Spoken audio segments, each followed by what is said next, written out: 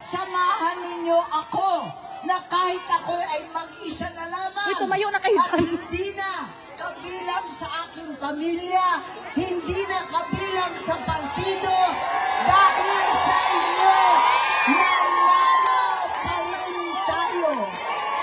Sa inyong lahat, ako'y nagpapasalamat, hindi ninyo ako iniwan. Handa na ako na mag-isang mangampanya, mag-isa mag-house to house, mag-isa na iikot. Ngayon pala, hindi ako naulila.